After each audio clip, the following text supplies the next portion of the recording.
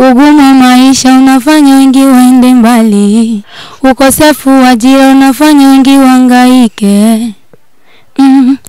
Mabinti wengi kuhangaika na kujikatia tamaa.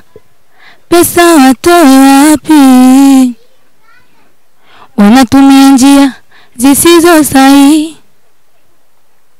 Kwenye hali ya kibinadamu wanatoka wanakuwa kama wanyama. Hawaioni thamani ya mili yao. Wamejiweka vyombo vya starehe. Ila mimi tajikaza. Tafuta chako, cha mwenzako si chako. Cha jasho lako, cha halali yako. Ukijitoa kwa moyo na Mungu ataweka mkono, utafanikiwa. JPS Online, kwa pamoja tukupashe.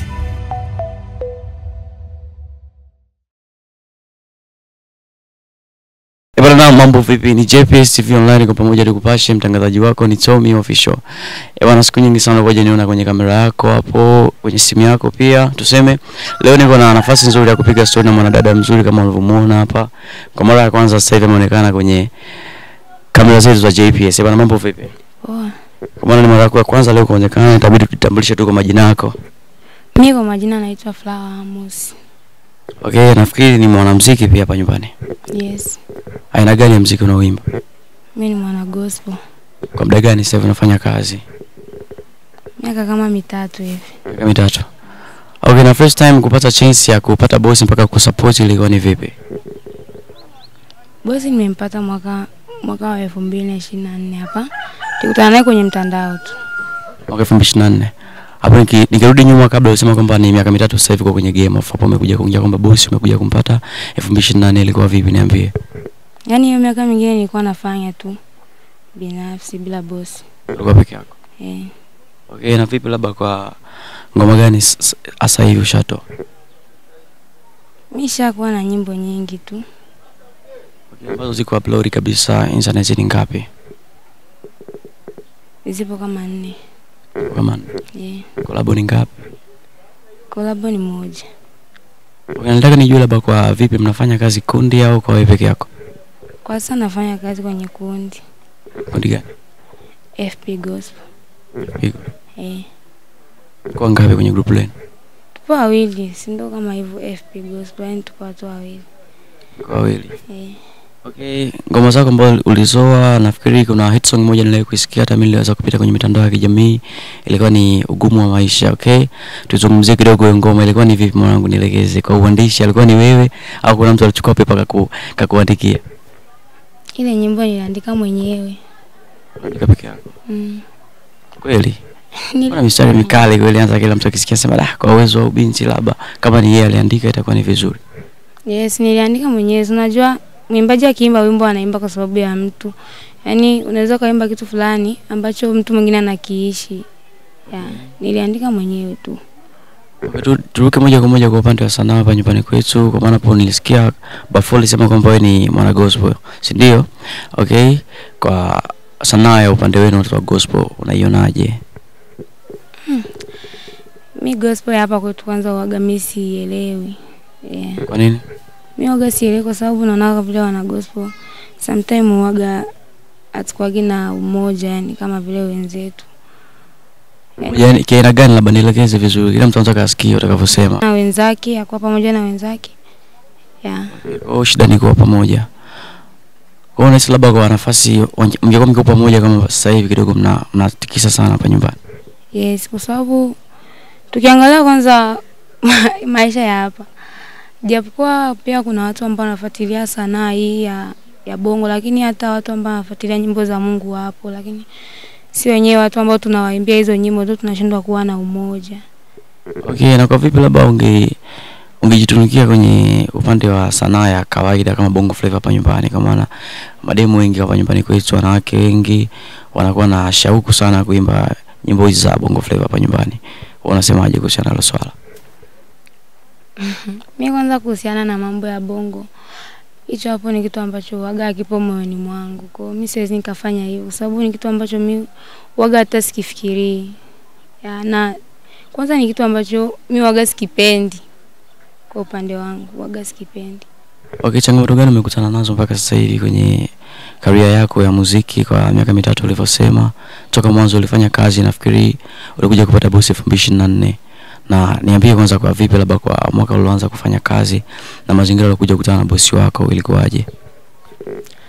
Changamoto zilikuwepo lakini ndogo ndogo tu tunakabiliana nazo, kwa sio kubwa kivile. Siwezi nikaanza kutaja kwamba ni hii na hii, hapana. Okay, labda contact kwa kumpata bosi wako alikuDM wapi? Ilikuwa ni Facebook, maybe Twitter, WhatsApp au wapi? Mimi bosi wangu alivyoniambiaga, aliniambia kwamba alianzaga kuniona YouTube. Kwa sababu mimi YouTube oga na account yangu. Alianza kuniona YouTube, ndio akasema kwamba akanifuatilia, akaona viewers zangu bado ni ndogo, yani account yenyewe mimi mwenyewe ndio nilikuwa naimiliki. Akaona viewers zangu bado ni ndogo na ndio akanifuatilia kwenye mtandao wa FB. Kwa sababu aliandika ile jina langu akanipata FB. Okay, nalo swala la account hapo lozungumzia, kwa maana sasa hivi kwa hapa nyumbani kwetu wasanii wengi kabisa yani wanakuwa wanatumia account za watu. Unakutana mtu bosi yuko Marekani, yeye ndo anafungua account na anatumika hela anaingia kwenye simu yake. Unaongelea vipi hilo swala? Kwa maana ulivyosema hapo kwamba account ni yako kwako. Mimi kwanza hilo jambo waga mimi silipendi, yes. Na waga sifurahi nalo.